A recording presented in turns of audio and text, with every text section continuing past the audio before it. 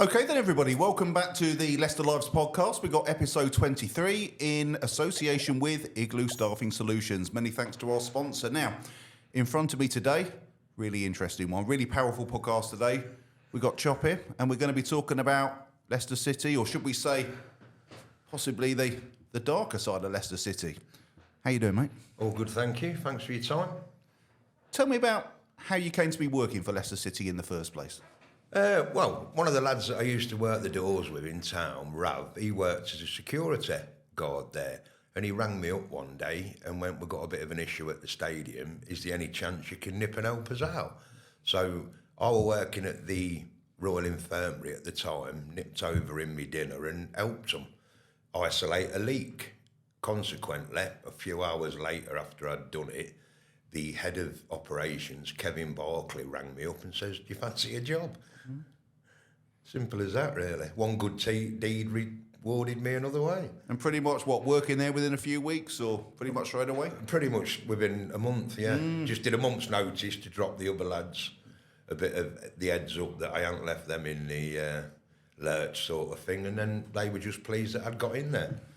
And how did you find it at the start? Because, we all look at Leicester City as the football club and the team on the pitch, but I mean, there's a lot of difference between the team and what surrounds the team, the actual sort of business side of it. So what were your initial thoughts? Well, the corporate side of it, for the first three and a half years, under the direction of Kev Barclay and Ian Coulton, was brilliant.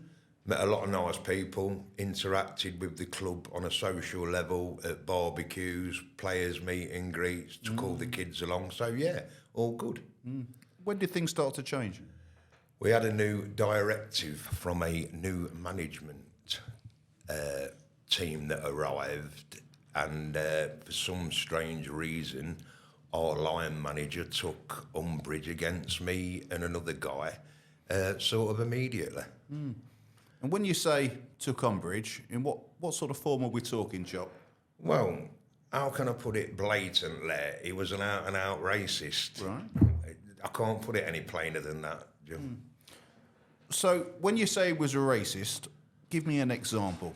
Well, the easiest way to break it down, I was called to him after probably 3 or 4 months of this guy starting there, and it wasn't even a good morning. It was, I need to see you. I went to see him, and his first meeting was, your wife is black.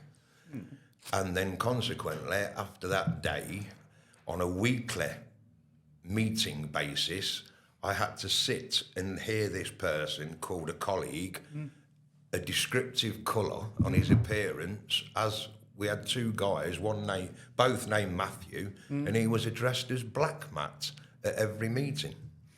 And just to sort of put this into context, Chop, what sort of year are we talking now? Because we're not talking back in the 70s and 80s here. We're talking in recent times. 2021, 22. Very recent, only the last couple of years since I was bullied out of the club by this individual. Yeah. Well, we'll sort of come back to that, because I think that's a really important point, because there's so many campaigns around football, kick racism out of football. Other sort of similar campaigns there's been over the years, but you're going to be saying, within the heart of this particular club, which ticks all the boxes when these campaigns come along, you've pretty much got an out-and-out racist, and like I said, you're feeling it an awful lot close to home because you have got a wife, and, you feel that sort of pain, when he's coming out with these racist comments. We'll come back to that, Job. One thing we've got to get out there at a very early stage is the events surrounding the helicopter crash, because obviously this is an integral story. It's part of your life now. It's an experience that obviously you're never going to forget. Nobody in Leicester is going to forget it, but for the reasons we'll now outline, you're never going to forget it as an individual. Talk us through the events of that particular day from the very start. Well, it's pretty straightforward what we have to do on a match day. We arrive at site. Me as an individual, I have to implement all the legislation and compliance, be it the plunge pools for the players, chlorines levels, catering departments are all up and running gas-wise. heating wise and services wise. I'd done my normal day, as we do. The game had came to an end. I'd been called to the away changing rooms because, unfortunately, they'd had an experience of no hot water. I went to rectify that problem, and I was just making my way back as general to our storage room where all my belongings were. I collected my bag, made my way out of one of the exit doors, plodded along as normal away across the car park to my vehicle, lifted the boot, put my bag in, and then within sort of 30, 40 seconds, an helicopter landed directly in front of me. When was, probably a silly question really, Chop, but did you hear something first? Did you see it first? Was it a combination of the two? Because, I mean, this is just a routine day for you. It's just a normal day's work. And, you know, without wanting to sound flippant, we're not used to seeing helicopters suddenly fall from the sky. So what happened first? Well, first of all, it started manoeuvring side to side, which looked totally out of place from what I'd seen for the previous however many times I'd seen it happen. So the helicopter, this is pretty standard. You know, Pretty after standard. the match, the helicopter goes up and off it goes to wherever it's going to go Wherever to it's gonna with go. VJ or whatever. And on this particular day, everything seemed as normal. But for some reason, I looked across and it seemed to be doing abnormal manoeuvres. I've looked across again, and one of the guys, one of the ground staff, was literally sat on a tractor in the direction of where the helicopter was trying to be manoeuvred. What were the weather conditions like that day? I can't really Fine, remember. clear. Yeah, I thought so. Yeah, well, just a clear, normal sky. So you weren't thinking this is moving from side to side because of adverse winds or... Nothing whatsoever. So you start to see it move from side to side. Then what happens next? I'll make me way, as I said, to the vehicle, lift the boot, drop my bag in, and then subconsciously, or for whatever reason in the world, it looked like the helicopter was going to collide with one of the ground staff, as I've said. So my first reaction was to make my way to the lad on the tractor to make him aware that he needs to get out of the way. So I've ran to him, got him off, and then passed him on to the head of the ground staff, turned to my left and literally seen the helicopter coming into land on a concrete plinth. Everything seemed normal and fine. I've walked then to the helicopter, consciously looking at the front, waited for the propellers to slow down, and then consequently it fell on its side. So what sort of time period are we talking here from when you first saw the wobble into the... 30 seconds, 40 seconds. Yeah, It seems like an eternity. Yeah. Everything seems in slow motion. It ain't like the movies where this happens, that happens, that happens. No, because don't forget, I've gone from a full lit area to the helicopter landing on the lighting rig to go into complete darkness. The only thing I've got then is the silhouettes from the car park facing with their car parking lights. And you're the nearest person to the helicopter at this particular time? Oh, yeah, it landed right in front of me. Yeah. So as it topples over, immediately bursts into flames? No, what happens is, as it topples over, for whatever reason, I've then, sounds like that, so that's like that, I've then gone to the back of the helicopter, for whatever reason in my head, to put a fire out with nothing to do it. Then there's about a foot of flame that's predominantly shrinking, rising. Eventually, we find out that that was due to the fans off the helicopter blowing the flame away. Right. And then until it obviously took full ignition. So I've gone to the back, gone to the front. Whatever I went to the front, I don't know. And I'm literally looking in the cockpit at all the silhouettes in there. And can you sort of make out who's who? Can you see their sort of reactions at this time, or is it pretty much just a silhouette? It's just silhouettes, to be honest. And can you hear anything, or is it fairly sort of, I suppose, with the noise and With the the noise soundproofing, and the fans going off the helicopter, the motors are still going. It's just pure mayhem, controlled mayhem. I was going to say, so at this time, obviously, you appreciate this is a serious incident, but obviously not as serious as it's just going to explode into, quite literally. Not at all. And then most people, as I say, would have probably gone the opposite way, but I went back 3 times. Went to the back of the helicopter, went to the front, went to the back, and then as the 2 policemen arrived and tried to gain access through the front of the cockpit, I've then gone back to tell them that it's ignited before the mushroom cloud that eventually went bang. I would just like to say a massive thank you to everybody who watches and supports this podcast, and in particular to our sponsors. Our main sponsor, Igloo Staffing Solutions, and our IT sponsor, Whiteski Digital. Don't forget, if you enjoyed this podcast, hit like, leave a comment, and do not forget to subscribe. Now let's crack on with the content. So when you say it ignited, are we talking it built up slowly over time, or was it pretty much like you said, an explosion? It was just a full-on explosion. Yeah. Once the flame had got to a subsequent height where it could ignite anything that was in the air, because all the fuel was airborne. It was all, well, I don't know how to describe it really. It was just airborne. Yeah. You were walking into flammable liquid. Yeah. It wasn't on the ground. It was all around wherever you are. Sure.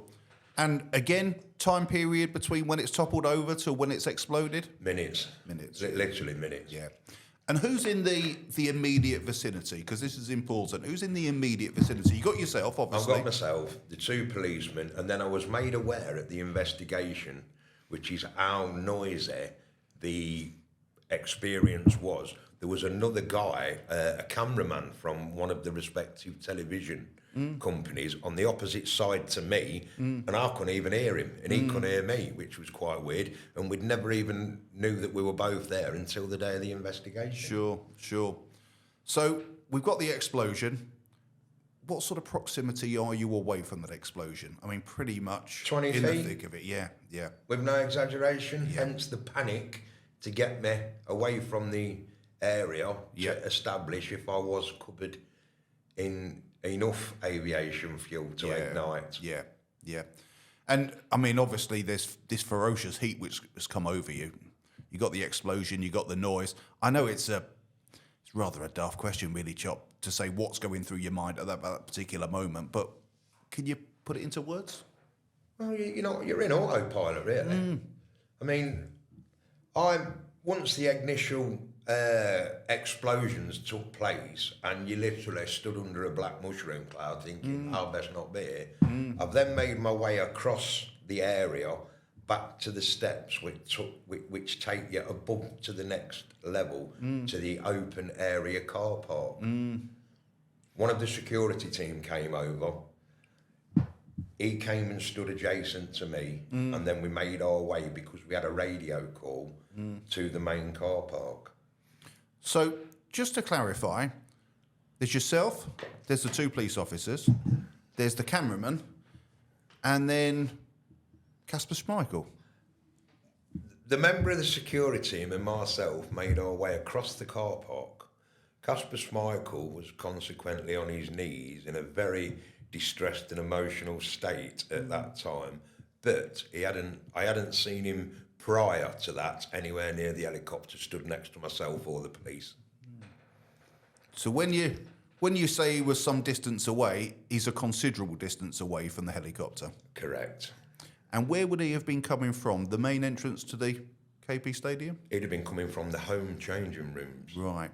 So at the other side of the stadium. Right. So he wouldn't have been walking necessarily in the direction of the helicopter. He's just stopped between leaving the home dressing room and seeing the disaster. Correct. It's interesting, that, Chop, because obviously we've been fed a narrative since the disaster that pretty much Schmeichel was the first on the scene. He was pretty instrumental in trying to rescue the occupants of the helicopter, that he risked his own life. You're saying this isn't necessarily the truth? I might have partial vision and wear glasses, but I think I'd have seen him if he'd have been stood next to me, don't you? Fairly distinctive character, isn't he? No comment. So, talk us through what happens next. You know, we've got this mushroom cloud, you've got the explosion, there's the four of you in close proximity. Do you immediately think no one is going to be surviving this? Well, my main thing was, to be honest, my main focus at that point was to get away from the heat and the flames. So I've made my way, as I've said, across the car park, gone to pick Kasper up off his knees with a member of the security team. Hence, then I was called immediately on the radio, make your way to the Gold Command, as we need to establish how much aviation fuel you're covered in. Because fair play to the guys that were running the incident, I was, to be honest, a main priority for them. Sure. How badly injured are you at this particular time? Because you can't be 20 foot away from a helicopter explosion and, you know, walk away with a couple of grazes on your arm. So do you feel injured? Do you feel burnt? You don't feel burnt, but you can definitely feel that you've been near a highly intensive heat source. I mean, I'm a commercial gas engineer, so I'm used to combustion levels. So you move away from the scene. Who sort of takes control of the situation at this point? Well, at this point, we're all moving away. The police, the two policemen and the opposite cameraman go the opposite direction because they're going to the other car park. I've made my way up, as I said, to the car park with the guy from the security team, and then consequently Ian Coulton radioed me through, come to the control room immediately. I've gone there, they've put me in a director's box, and then they've wanted to establish what condition physically and mentally I'm in before proceeding with making a statement of what I'd actually saw. So no immediate medical treatment, just literally put into the director's box while people work out what's going to happen next. You've got it. Yeah. And then shouted at by a policeman, you better not be on your effing phone.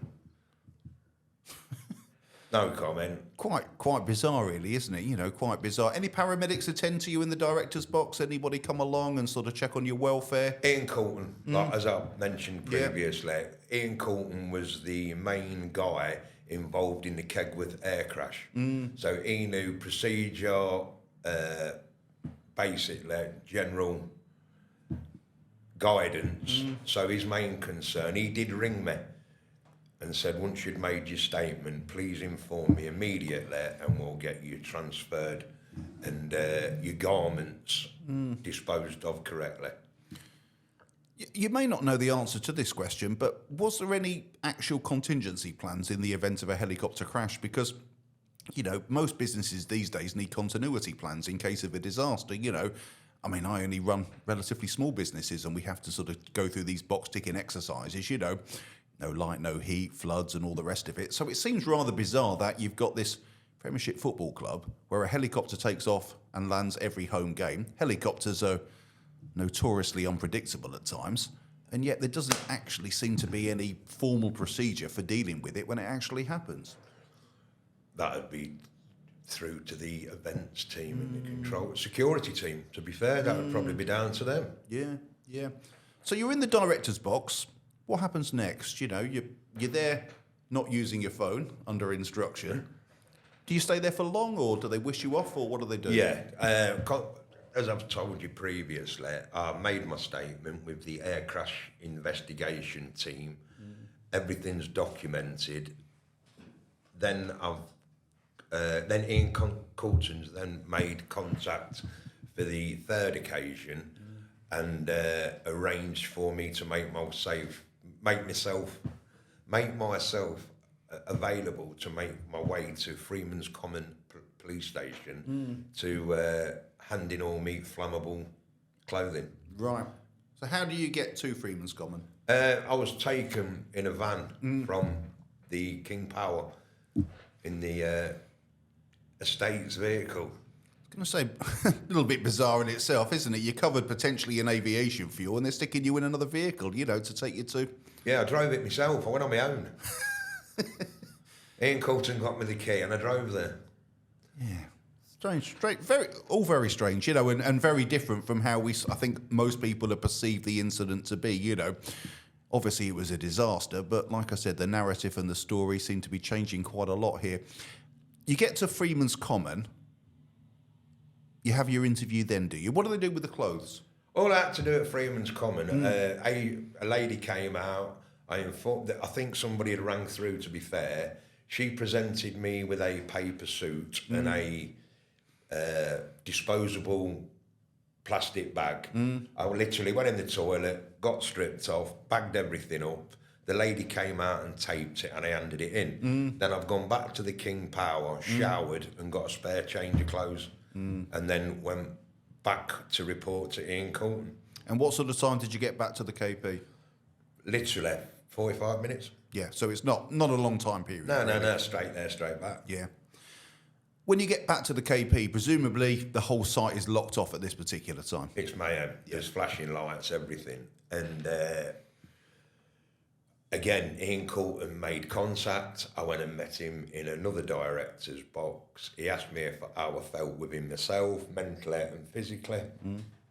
I said, fine. And he made provision for myself to collect my vehicle to make my way home.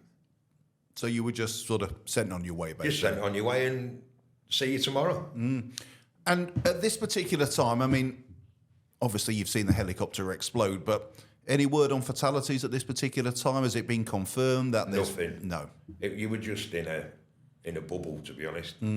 Procedure bubble. Yeah. You must do this, you must do that, you must do this. You get back home, wife probably already heard the news, I'd imagine. Kids are all up. Yeah. Must have been a strange thing walking in through the front door after suddenly facing, a disaster like that. It's not like normally sort of coming in and saying, decent day at work. Well, you don't really switch off, do you? It's still going through your head. You're still living it. You know what I mean? It's just fresher in your head. Yeah, yeah. And I suppose the news was running with it. It was on all the news channels, wasn't it? It was on Everywhere. Sky Sports News and all the rest of it. Where did the sort of Schmeichel aspect of the story start to become? I can't really remember. To me, obviously not having been involved in the incident, it was from the very start. From the very start. That's right. This story about Schmeichel running to the helicopter and like you said, didn't his father do an article in the paper the next day? Several papers. He saw him in a new light. But it was a strange situation that he wasn't at the investigation. If it had been so close to the incident. I did find that quite strange when myself and John Ledridge had to drive from Manchester for 3.5 hours to attend it. Yeah, because wasn't Peter Schmeichel sort of saying that he saw his son actually run towards the helicopter? Allegedly, yeah. Yeah. Which would have, like you said, insinuate he's in close proximity to the whole incident, Well, I didn't see him when I was getting the hairs on my legs burnt off, put it that way. Yeah, definitely. Next day, I presume, pretty difficult night's sleep. What happens the next day? Clubbing contact? Yeah, you just attended work as normal and you were involved in this big emotional bubble. Are you all right? Are you all right? But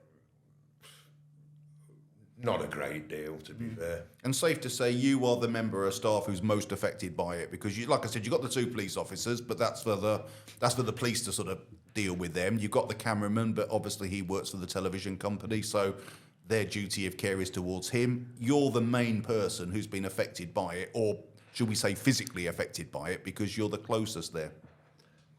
All I can do is agree with that, to be honest with you. Yeah.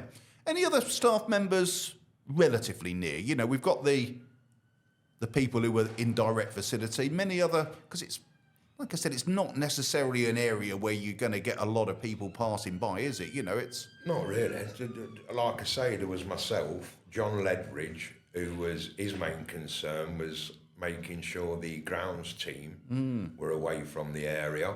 But to be fair, it was just myself, the 2 policemen, and as I say, I was totally unaware of the camera guy on the opposite side of the helicopter, just as 4, really. Yeah. And like you said, having read all the papers and watched it on television, certainly never heard any mention of you or any mention of the television guy or, to a certain extent, even the police officers. Even the policemen. It was mainly the sort of, Schmeichel's the first one on the scene and everybody else follows. And we followed him, apparently. Yeah, interesting. Yeah. What happened in the sort of days after? You go to work the next day, like you said, it's pretty much how are you, crack on as normal type of thing. What's the level of support like? I can honestly say that I didn't get any. No counselling? No sort of medical evaluations? No. How did that make you feel? Because Well, at the time, all right, because it's fresh, isn't it? You, to be honest, I'd even say for several days you were still buzzing on adrenaline. yeah. If you really want the truth, you Yeah. know what I mean? And when did it start to maybe sort of weigh heavy? Because like you said, adrenaline lasts for a certain period of time. Well, And then normally you get a dip afterwards, don't you? well, when you had the anniversaries and the investigation and everything, you know, that's when it brings it home. You're all right when you're in this big emotional bubble at the club. Are you all right? How are you doing? And that's not the management, that's just the general staff. But the reality is, when you're at home, it's a totally different case scenario, isn't it? Yeah, yeah. And would you say you mentioned you were on autopilot. Did you feel like you could continue with your work, just go about it normally, or did you start to sort of be really affected by what you'd been through? Well, at the time, you're just in autopilot yourself, aren't you? It's like life in general. You just go on and on and on until you have an incident that has to be addressed. Life's autopilot, isn't it, really? Yeah, yeah. Routine. When the story comes out about Schmeichel, how does that make you feel? I just think each to their own. If that's how you want to be, you be you. Yeah. But you know that old saying, don't break your arm patting yourself on the back? Did you see him much afterwards? Yeah, on several occasions, especially when he got his bravery award. Yeah. Did he have a chat with you? Did he make sort of eye contact, or because presumably he knows you know? No, not really. Often the way in life, isn't it? You know, it's Yeah. he would know that the version isn't quite the version that's been put out there. So how are the clubs sort of over the weeks and months after that? You know, there's a lot of rebuilding. It's however it was handled, it was a traumatic time for the club, supporters of the club, the city generally. You know, very strange time. You know, looking back to all the, you know, the floral tributes and the people coming from all around the country or whatever. It's how did life function at Leicester City? Was the club, or how was the club affected? Of course, the club is affected, but how was the club affected? I would say the club was affected greatly. The staff, the supporters, and the general public. But there was a big onus, to be fair, on the actual event, and I would say not the people involved, if that makes sense. Yeah. Tell us about hospital and hospital bills. Oh, well, due to my experience of that evening, I consequently contracted stress-related sepsis and type 2 diabetes. Unfortunately, some of the management team regarded it as I wasn't being as productive as I had been previously. Right. And it was investigated through HR and occupational health that I was struggling mentally and physically. But unfortunately, that did not mean a great deal. And what sort of time period again was this, Chop? When did those sort of issues start to become apparent? A few weeks after? Oh, no, probably even a year after, if you're, to be honest. But the management team weren't supportive in any way. I ended up having 11 weeks off work because they removed my big toenails due to diabetes because I was prone to gangrene because of the sepsis. So it was an ongoing effect. Well, I had 11 weeks off work, and when I returned, I was presented with a bill for £4,000 to be repaid to Leicester City Football Club because I'd been paid while I was off. And apparently it was an administrative error on the club's part, and I should have been paid statutory sick pay. So there's absolutely no doubt that your conditions have been caused by what happened.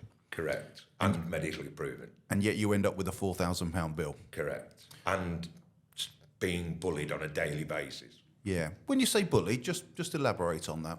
Well, my line manager, who called the productivity meeting that had been watching me on CCTV, apparently ambling and slumberingly making my way round the stadium, I was called to a productivity meeting by this certain individual who was investigated at a later date and proven to be a racist.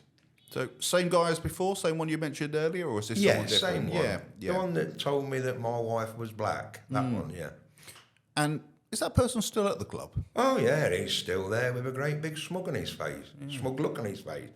Ironically, once I couldn't stand his bullying anymore, and he bullied me and was derogatory in front of 2 contractors. They've made written statements. 2 members of staff, they did an investigation.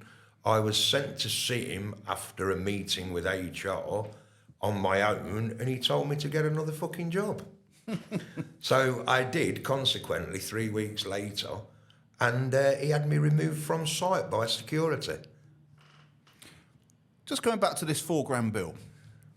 What do they say? You got 28 days to pay, or? Well, it was all. They said there'd been an administrative error. The lady that ran the wages department, Leslie, said if you can confirm at this productivity meeting that it was discussed and documented that you would be taking several weeks off work, she would have cut the bill in half. It just needed confirming. So I contacted the 2 individuals named, and they'd lost the meeting note on it and said that I'd agreed to pay £750 a month back. Which presumably... Totally unaware to my good self. Yeah. I was going to say, pretty hefty chunk every month, isn't it? £750, yeah. That weren't as bad as the chunk that they left me, £21.47 the week before my wedding, when we decided to get married after all the health issues that I'd had previously. So they just sort of snatched it back, did they? The whole sort of 4K from your salary? The whole lot. Took the whole lot with no notice, no justification, just an administrative error. You're paying it back. So you're unwell as a result of the crash. Little to no sympathy for that. You're then presented with a bill for £4,000, and then bullied over it, yeah. And then it's just snatched away from you out of your salary. So what, do you go to the bank and there's £21 being put in there, or do you get a wage slip? You get a wage slip, yeah. Just to just to make it feel more. I bet you thought, what the? No comment. Yeah. But when you're getting bullied on a daily basis, the thing is, when you work with a thief, you know you're going to get robbed. When you work with a liar, you don't know what's going to happen, do you? Yeah. Yeah. Did you take it on the chin, or were you straight in the office and say what's going on? No, I went and seen HR, nothing. Went and seen the head of department, nothing. Had an interview in front of a security team. All I asked for was an apology. As I say, I was sent to see this individual, and then consequently, 3 weeks later, had me escorted off site by security. All interested. On the subject of money, let's just rewind a little bit on this one, Chop. Obviously, something Leicester City takes very seriously every year is the remembrance, or the remembrance weekend, or the nearest weekend to it. And I think a lot of people in Leicester feel fairly proud. You know, the fact we have the poppy demonstrations and we have the military attend, you know, from all the services. Another one where maybe how it appears isn't quite as it sometimes actually is in reality.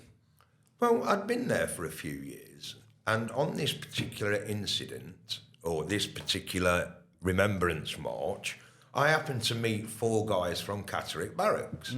They made me aware that the club only provide a ticket, and consequently they pay all their travelling expenses, any accommodation, excuse me, if it's an overnight stay if need be, no allowance for food or beverages.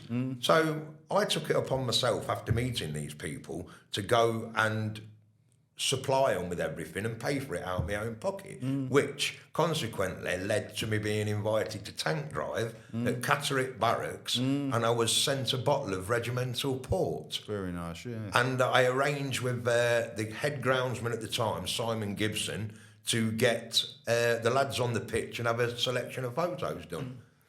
So the soldiers who come down, or the service personnel who come down, Are they invited down, or do the club put out an invite to certain regiments? How does it all work? I believe that there's a rotation system, and certain regiments get asked on a rota, but it could have been anybody. And on this particular occasion, I met the guys from Catterick Barracks. Yeah. How do they feel about the fact, they're invited down? I mean, these people are heroes, and yet, apart from a ticket in the stand, which, all right, Premiership football's a little bit expensive these days, but I mean, water off a duck's back for a big club like Leicester City, there's not even a bit of food and a couple of drinks. Yeah, they must feel a little bit strange about that.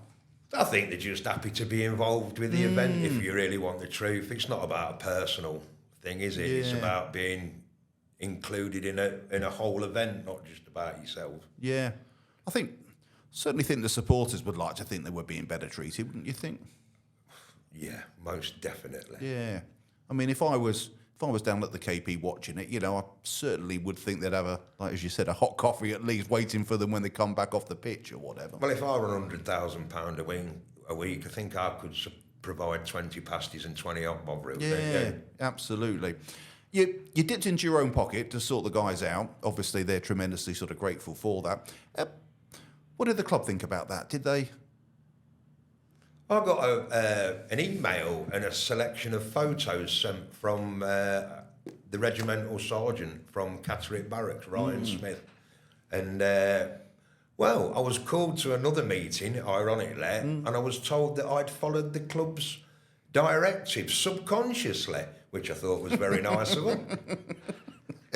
These directives, which presumably you've never seen or heard of before. No comment. So you leave Leicester City. Let's just go back to the racism. You've experienced the racism indirectly and then directly as time goes by. Other staff members there, were they?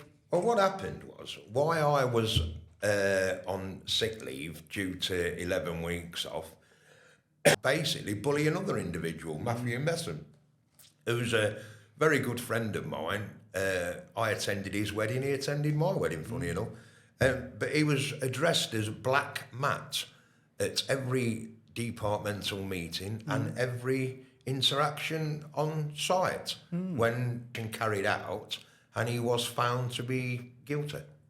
So what action did they take against him? I mean, as we said earlier, he was investigated, and it was found that there was a case to be answered. But to be fair, Matthew Messam couldn't take the constant bullying and derogatory comments. I mean, we even had a discussion about his wedding, and he was told, I bet your family and friends had a good jig at your wedding in 2020, whatever it is. And this, using a phrase like Black Matt, in this particular day and age, how did that make the other staff feel?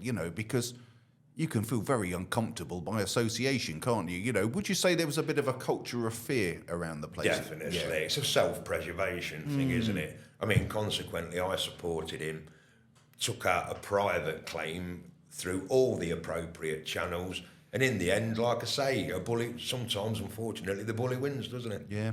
So you've got this situation where you've got what starts as an alleged racist to being a proven racist, but the club takes virtually no action, and the guy's still working there to this day. And they were happy for me to be bullied out of the club when all I asked for was an apology. Yeah. I was sent to him, as I said previously, as a one-to-one. I asked for an apology in front of a member of the security team, meeting with him, and this is when I was told, I can't work with you.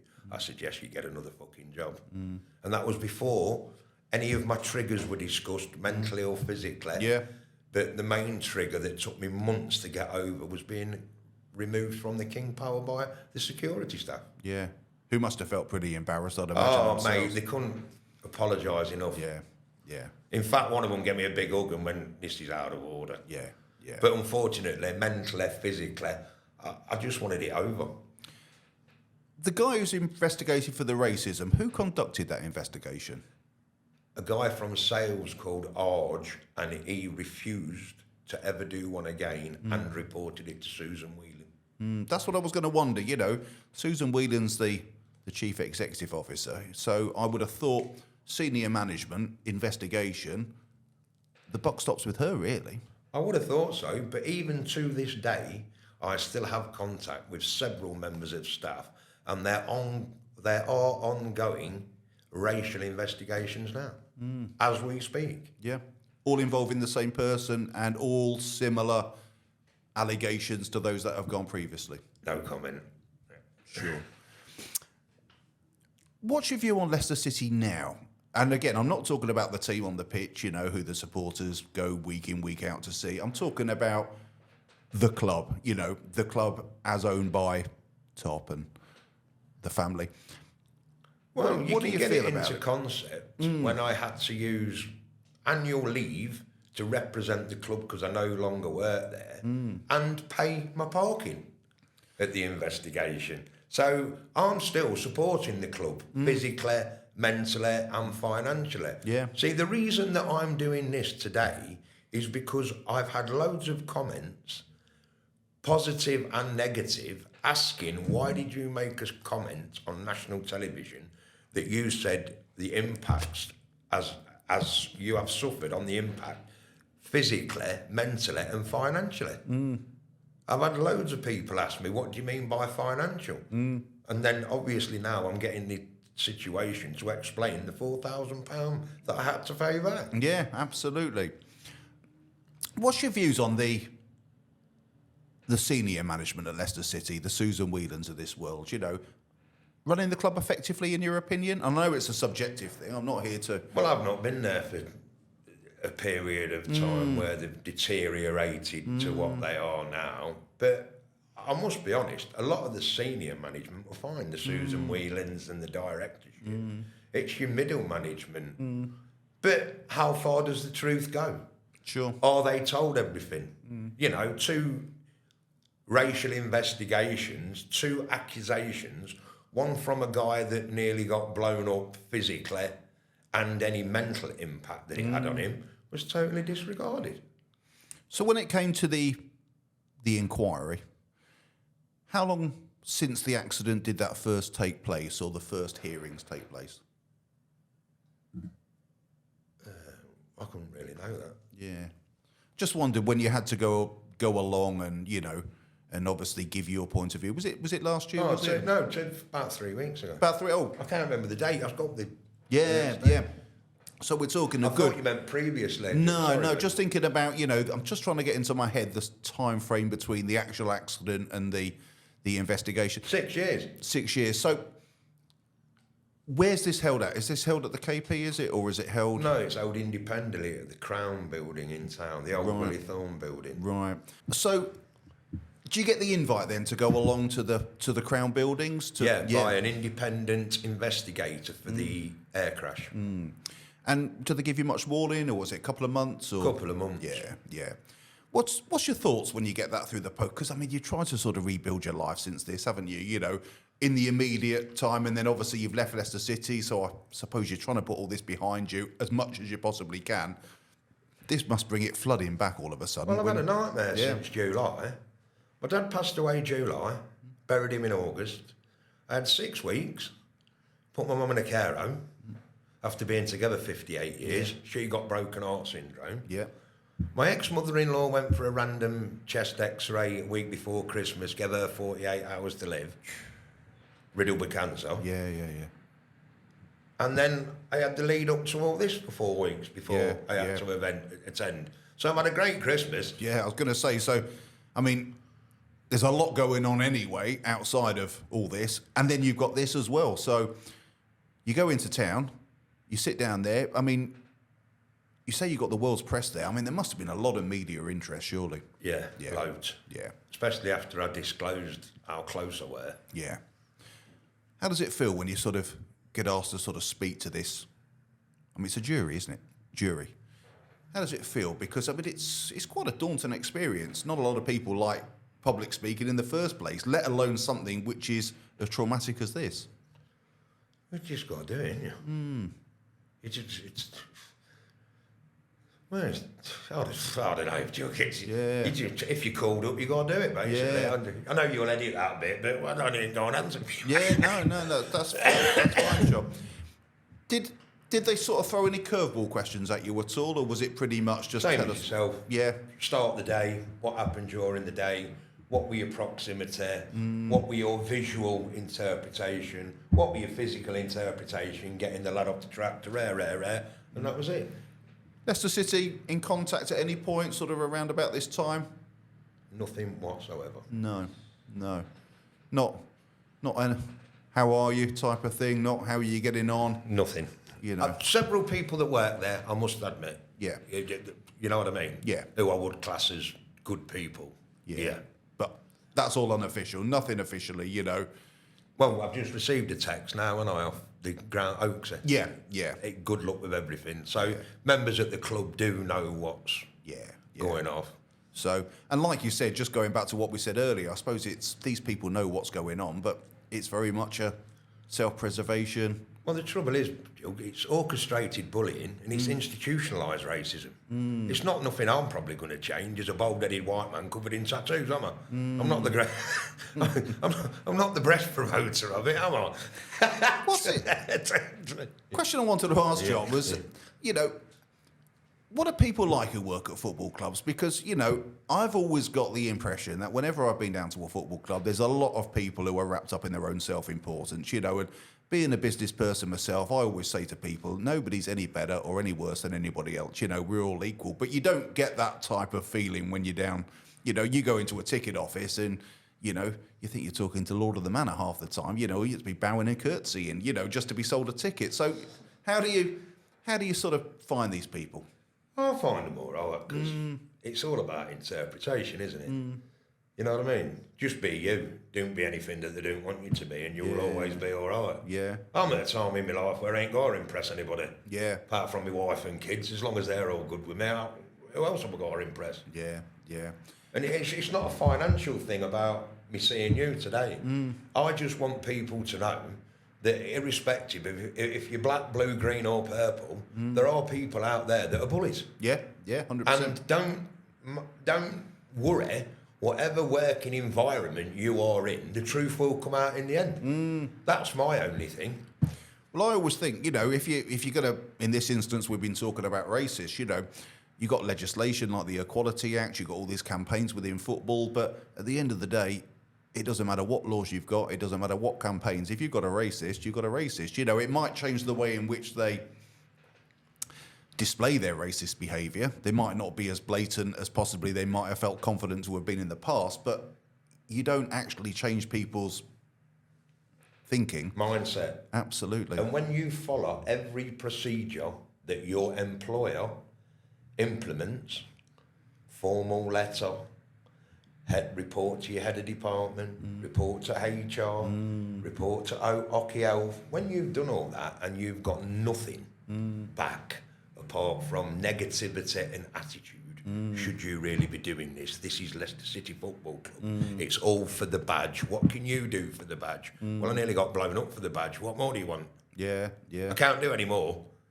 Have you been down there since at all? You know, just as a punter? A few times, yeah, to be honest. How do you feel? I mean, it must be a strange experience going down there, you know, now, with everything that's gone on. I mean, I know we like to separate the team and the politics. That's right, you know, but it must be difficult for you because... But then again, it isn't it? And to be fair, because I'm lucky enough that the really nice people outweigh the horrible people. And you find that a lot in life, don't you? If you can look at your circle of friends and go, you're a good person, and then look at somebody else and go, you know what, actually, you're a bit of a fraggle, you're a fraggle. As long as the good people outweigh the bad people, that's all you can ask for, isn't it? I think you're probably right there, mate. How's your mental health been over the time since? Because these things tend to be a slow burner, don't they? You know, it's... Yeah, I've had me moments, but I've been fortunate enough that I have a good circle of friends, hence the people that got me on here to speak to yourself. Yeah. And then I know it's a bit of a blasé attitude, but I'm lucky enough that I have got proper friends that are only a phone call away. Yeah. And that's all you can ask for. Definitely. And you know most of them. Yeah. But no, plenty of good people around you. And of course you've got 6 kids as well, so it keeps you busy. Yeah, I'm glad to see you on half term today. What's the future got in hold for you then, John? stay fit and healthy. Sort my teeth out to start with. They've been ongoing. I mean, I've spent thousands on them due to the incident. I only started them again last week, but the trouble is, it's the sepsis. I have to wait for all that to be stabilised before I can start anything again. So the events of that day, I mean, they just pretty much affect. I'm still suffering now, from that day 6 years later. Yeah. Financially, physically, and mentally.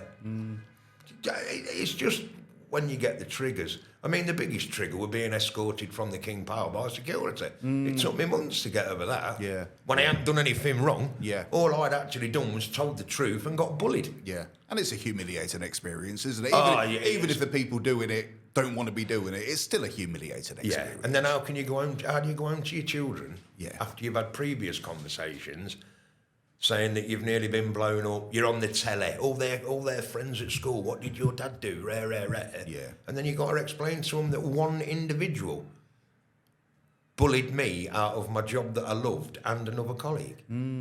Unfortunately, kids, the bullies do win sometimes. Yeah. When the inquiry came to an end and they drew the conclusions, pretty much as you expected? Yeah. Yeah. Nothing out of order. Yeah. Nothing new came to light, did it? No, I was going to say, I mean, obviously there were a few sort of, as there always are, conspiracy stories and all the rest of it, but I think it was pretty much what it was, wasn't it?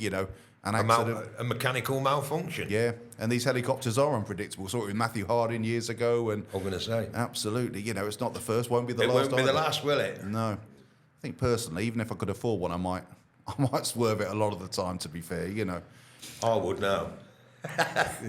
Just the health problems you've got, you say they affect you on a day-to-day basis now, do you feel you would have benefited from more support from the club at that particular time, mentally, physically? Because employers, they do have a duty of care under the Health and Safety at Work Act, More to the fact, if you really want me to be grown up and honest, I was never asked.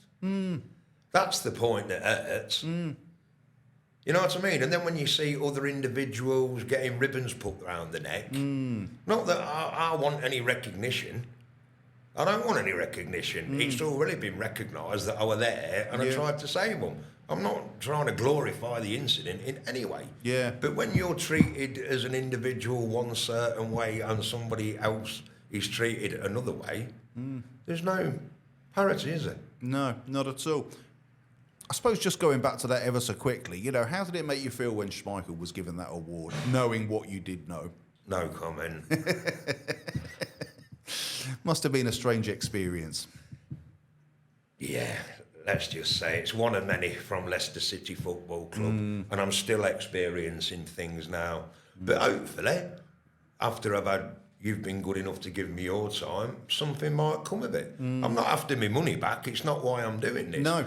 The reason I'm doing this is to show that you've not got to be a certain way to be bullied or classed as a racist. No.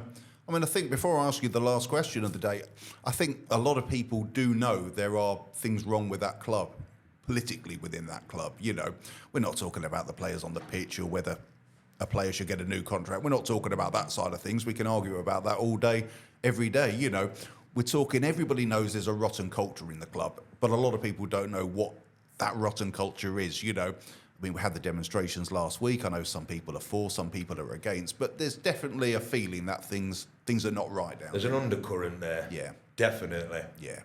And the trouble is, they know it's there. Yeah. That's the thing. Yeah. But hey, you know what they say, you might not want to know the truth. You might not want to hear the truth. You might want to change the truth, but the truth always comes out in the end. Last question, Chop. The anniversaries. I mean, obviously every year when it gets to the anniversary, there's a bit of a, as you would expect to, a bit of a remembrance, service, whatever you want to call it, down at the sort of KP. It'd be nice if you were invited down there, wouldn't it? But I presume you never are. No, I wouldn't really want to go if you want the truth. Yeah. Well, what do I want to sit with them for? They ain't not wanting to know me for 6 years. Yeah. Just because I've highlighted the derogatory way that I've been treated since. What would I get out of it? Yeah. I'd just get a load more flashbacks and a load more stress. Yeah. If they were going to invite me, they'd have invited me 6 years ago, wouldn't they? Absolutely, that's what I was thinking. You know, you sort of see it on the television or social media, and, you know, it's always a strange collection of people sometimes who are invited down there, you know, and I... Well, it looked like the bar in Star Wars, didn't it, on some occasions, you know what I mean? It's, you know, looking at it, it just seems a little bit strange, you know. I mean, they can run it how they want, you know. They don't need my advice, but it just seems a little bit bizarre, you know. You would think, from the position I'm at today, you know, that the most obvious person to be there, and probably number one on the list, would be you and the other people who were in close proximity, the police officers, the cameraman, you know. But it doesn't seem to be the case. So, yeah, very odd. But a lot of this has been very strange, and I'm glad we've got it out there. Chop, thanks ever so much for coming along today. Thank you. Really appreciated it. I think we'll probably get you back on another occasion because we've got a lot to talk about. Other work you've done on the doors in Leicester and stories you got from there. But for today, we'll wrap it up, and Thank you very much for your time. all the best, mate. Thank you.